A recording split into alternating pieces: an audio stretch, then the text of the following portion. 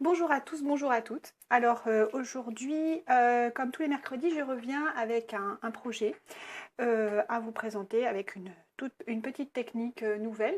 Alors ce mercredi-là, pour ce mercredi, j'ai donc fait un projet qui est vraiment très simple. C'est un projet plutôt à destination des débutantes. Euh, pour essayer voilà, d'intéresser un petit peu tout le monde. Donc on va jouer avec essentiellement des tampons et il n'y aura pas besoin de big shot. Donc ça permet aussi aux personnes un peu plus aguerries de redécouvrir certains basiques.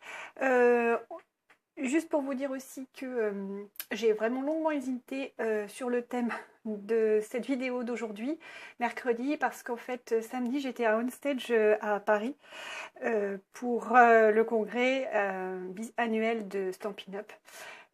J'ai failli vous faire juste une vidéo sur un petit peu comment ça s'était passé et puis ce qu'on avait pu recevoir. Alors juste, je peux pas vous résister. Voilà, je peux pas m'empêcher de vous montrer, bon, on a le droit de vous montrer les couvertures du prochain catalogue de la période printemps-été dont les produits seront disponibles à partir de début janvier. Voilà, donc on peut juste montrer ça et donc il va y avoir pas mal de papillons. Il y aura aussi des choses très sympas pour la fête des pères. Et je vous en dis pas plus pour l'instant et nous allons commencer notre projet.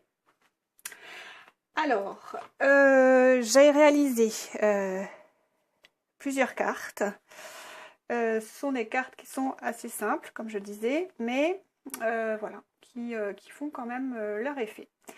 On va utiliser du tamponnage, du masquage et avec à chaque fois, on va utiliser 3 coloris. Pour cette carte-là, qui est dans des tons finalement qui sont qui vont bien ensemble. Alors comment j'ai fait pour les choisir? Je ne sais pas si vous allez bien voir.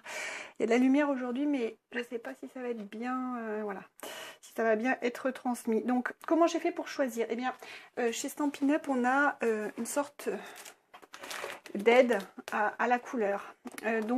J'ai choisi parmi toutes les couleurs, les combinaisons possibles. J'ai choisi un trio. Ce document, je crois que je vais pouvoir vous le mettre sur mon blog, donc je vous mettrai le lien juste en dessous. Ensuite, qu'est-ce que j'ai choisi pour celui-là? Donc, je voulais partir absolument du bleu nuit. Je trouvais ça vraiment sympa. Et donc, j'ai testé l'association bleu nuit, corail calypso et mélodie de mangue. Voilà. Donc, j'ai du coup tamponné, et ça, je vais vous le remontrer avec le set Beautiful Blizzard. Donc, ce sont il est au catalogue de la saison automne-hiver. Donc, c'est ce set de tampons là.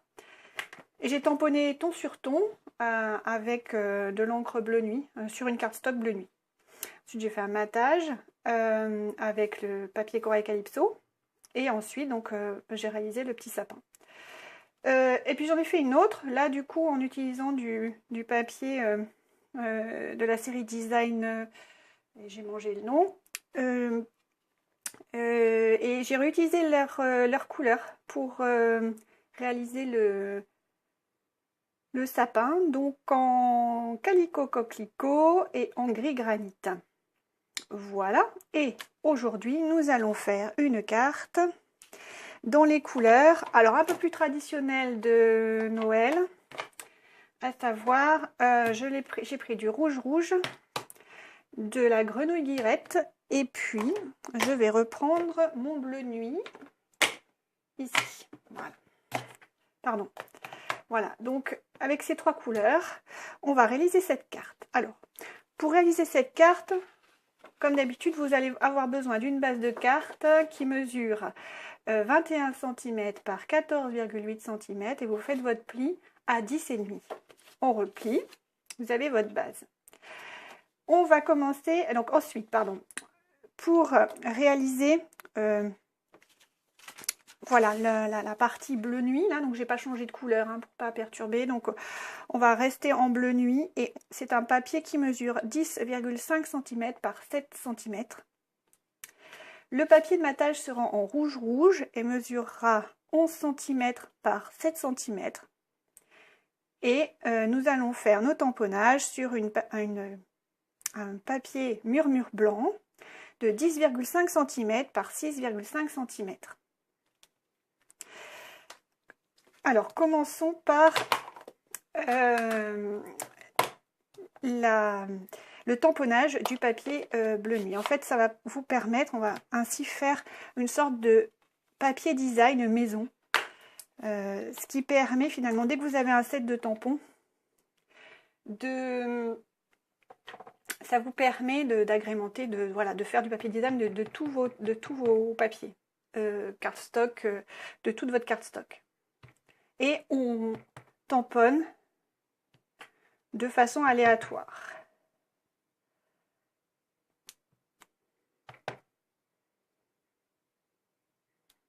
Et toujours en allant, en essayant de garder le sens. Si vous faites dans tous les sens, vous allez finir par avoir des tamponnages qui se superposent.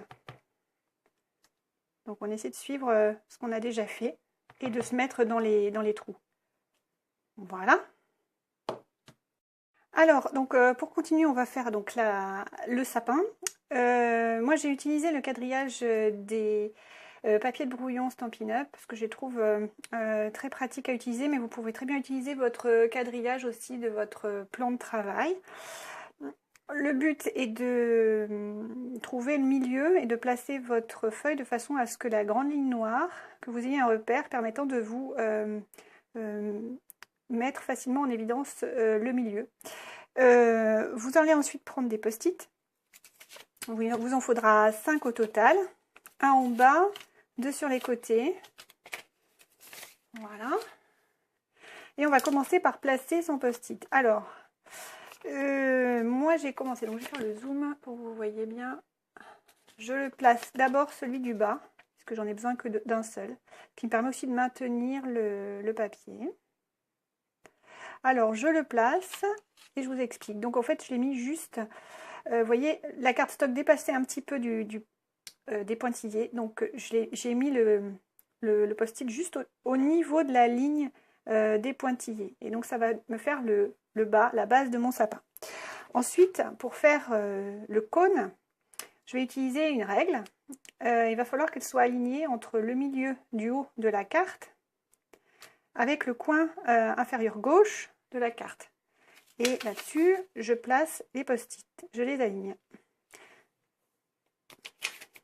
Comme ceci.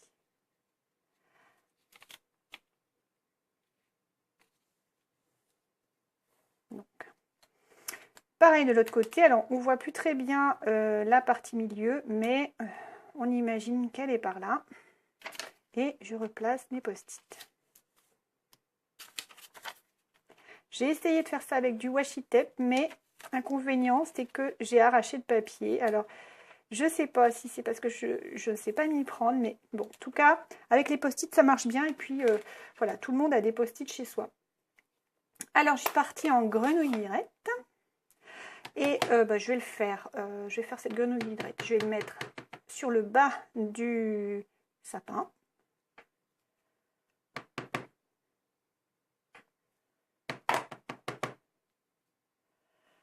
En essayant de suivre les motifs déjà tamponnés.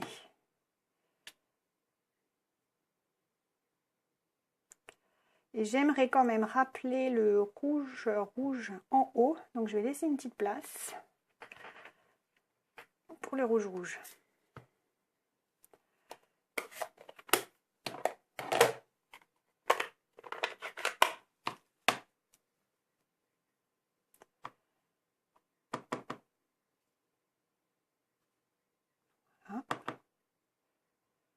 Et voilà.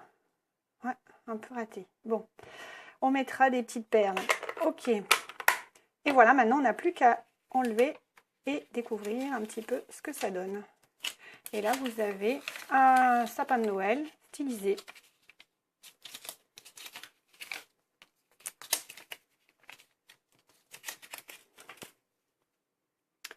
Alors, nous allons réaliser maintenant l'étiquette. Et pour cela, j'ai décidé de faire mon vœu en bleu. C'est en bleu nuit. Hop. Et j'utilise la perforatrice, jolie étiquette. Donc voilà, celle-là, elle est très pratique. Moi, elle me sert tout le temps. On s'aligne bien. Alors, voilà. Et voilà, votre étiquette est réalisée. Ensuite, en fait, elle se referme comme ça. Et vous pouvez la ranger toujours à plat, dans un endroit pas trop humide. Évitez les endroits humides pour éviter que, voilà, il y a quand même du métal dedans. Donc là, le vœu venait du set Plume et Givre hein, que je vous ai déjà présenté. Moi, je l'aime beaucoup. Il est très bien. Il y a des vœux en français. Bonne année, voilà, ça passe partout. Alors, ça c'est bon. Bah oui, mais j'en ai besoin en fait pour faire le matage parce que je vais faire un petit peu de relief sur cette étiquette.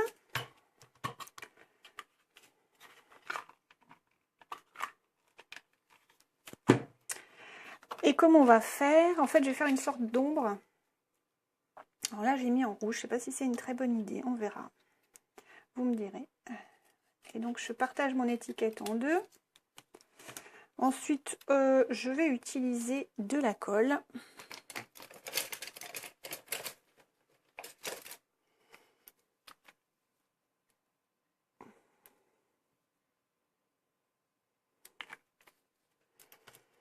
Donc cette colle-là, elle est marrante parce qu'en fait, j'ai appris ce week-end qu'elle pouvait être utilisée comme colle. Si on applique cette colle directement sur du papier, évidemment, ça colle. Mais si vous la laissez sécher à l'air libre, elle se comporte comme une colle post-it. C'est-à-dire que vous allez pouvoir...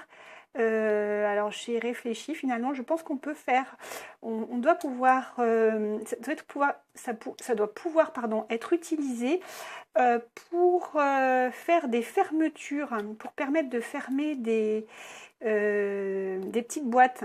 Et donc ça permet d'avoir une fermeture assez facile, ça s'ouvre et ça se ferme facilement. Voilà, mais il faudra que je teste. Je reviendrai vers vous avec ça. Voilà, donc l'étiquette est réalisée. On peut même encore un peu jouer avec. Ah là là, j'ai du mal.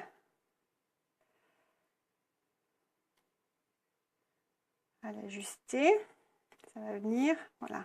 Je crois qu'on est pas mal comme ça. Je vais mettre des dimensionnaires. Donc c'est de la mousse 3D, la voici.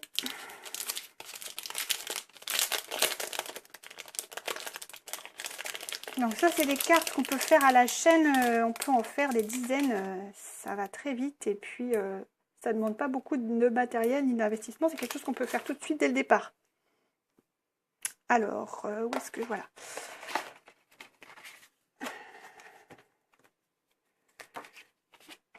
Alors on va assembler tous les éléments, toutes les pièces. Je vais dézoomer.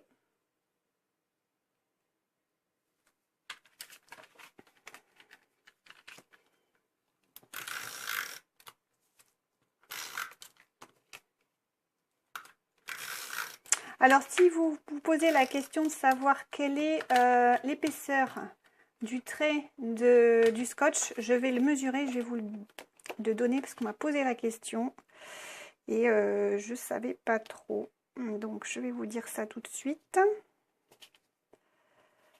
Voilà. Alors, mesure. Bon, si je prends à l'envers, ça ne marchera pas. Bon, disons, il doit faire à peu près 8 mm. Ça fait 8 mm de largeur.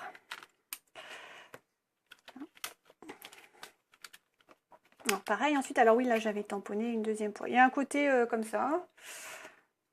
Ça me laisse le choix. Soit rouge comme ça et vert. soit comme ça. Je sais pas ce que vous préférez. Bon, je pense qu'il y aura beaucoup de rouge, donc je vais laisser un peu de place au vert. Et là, j'ai mis de la colle, alors il faut que je me méfie. Je vais mettre un brouillon. Voilà. On est parti. Ouais. Ah, quoique celui-là est pas mal aussi. Hein. Allez, je le laisse comme ça, je prends l'autre.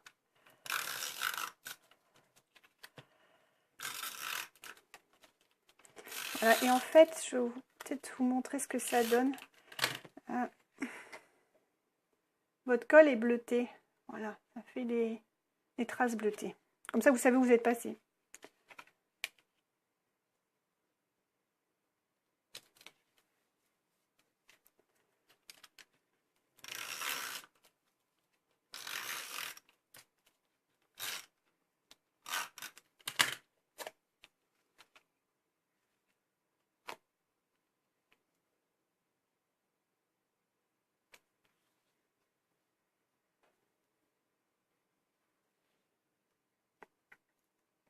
Voilà, donc on n'a plus qu'à ajouter nos vœux et à décorer la carte.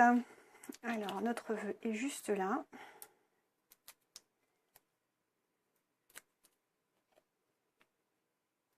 Bon, c'est pas mal, hein. Hop, et je vais rajouter quelques perles. Et ensuite, on va faire un petit... Voilà. Alors, il y a des perles qui s'appellent... comment d'ailleurs ces perles? Gouttelettes en époxy et des polis transparentes. Donc, vous en avez qui sont un peu blanchâtres sur le dessus et d'autres qui sont vraiment très, très brillantes.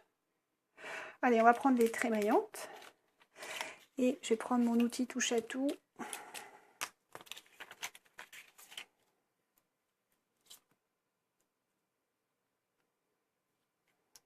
Pour en semer un petit peu partout.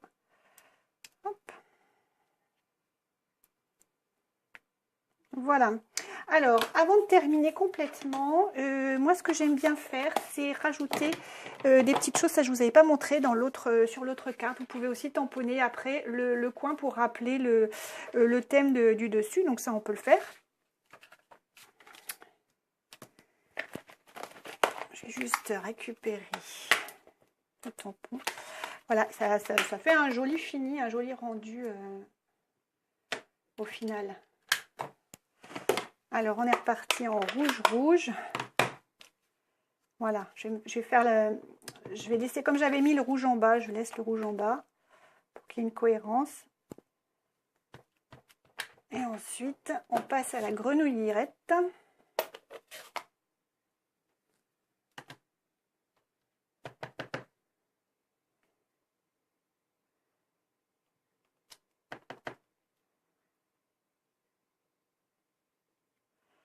Alors, comme ça.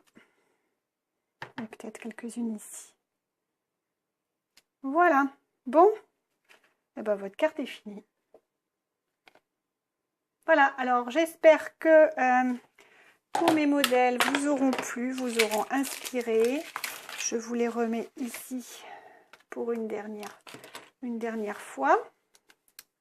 Voilà. Voilà les modèles qu'on peut faire. On n'est pas obligé de tamponner, on peut aussi utiliser du papier design. Et je vous dis donc à très bientôt. Bye bye!